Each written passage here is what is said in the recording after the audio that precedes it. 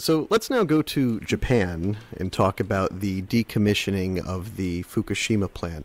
Where does that stand? Yeah, there's some news coming out of Fukushima Daiichi Unit 3. TEPCO released a press release on Friday. And whenever a company releases a Friday press release, they're counting on nobody reading it over the weekend. We have a member of the board of Fairewinds Energy that did read it, and she determined that the press release had just a lot of really bad news in it. They're moving large beams on the top of the roof of the containment reactor building at Fukushima Daiichi Unit 3. And if you recall, that's the one that had the detonation. That's the one that had the huge explosion. And at the end of the week last week, they lifted one beam that was not just radioactive, they're all radioactive, but extraordinarily radioactive. It was 54 rem. Now, what does that mean is if you stood next to that beam for 10 hours, we call that LD 50-50, lethal dose 50% of the time. This is, extraordinarily radioactive material. So, Tokyo Electric is putting that into a waste storage pit, etc. But the real question should be, one, how did that get there? I've decommissioned power plants, and you find radiation everywhere, but you don't find 54 rem on a roof girder. That has to be from nuclear fuel.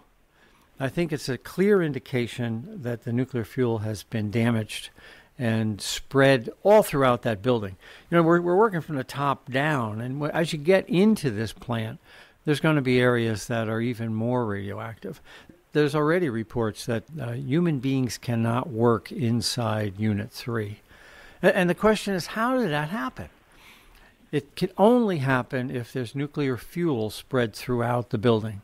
Two sources of nuclear fuel. It either came from the reactor or it came from the fuel pool. They've already found, back in March and April of 2011, they found pieces of nuclear fuel on the ground around Unit 3.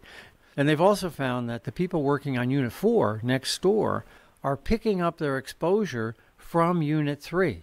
It's so radioactive, it's exposing the people working on the building next to it.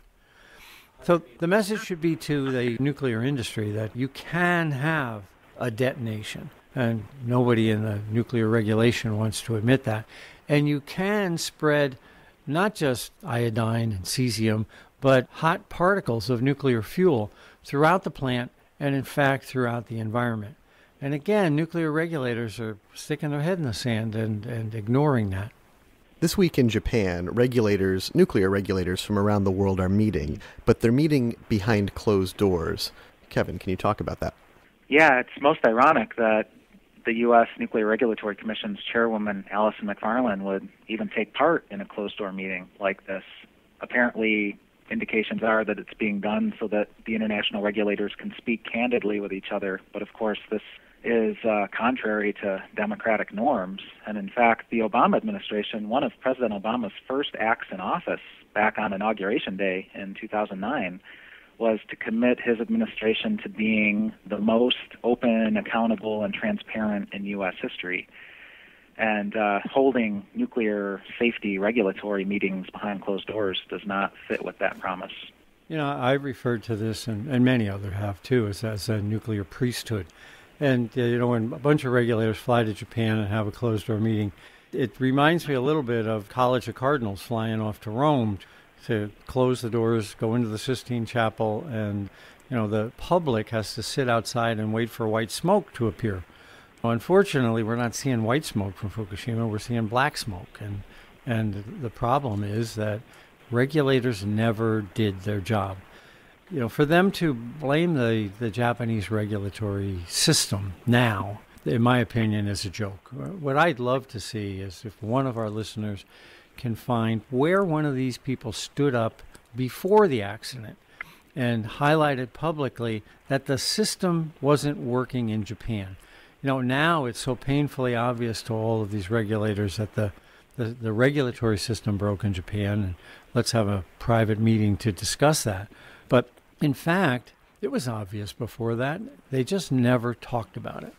If there's a listener out there who can find a publication where a regulator somewhere in the world chastised the Japanese before the accident, about the condition, the breakdown of their regulatory system.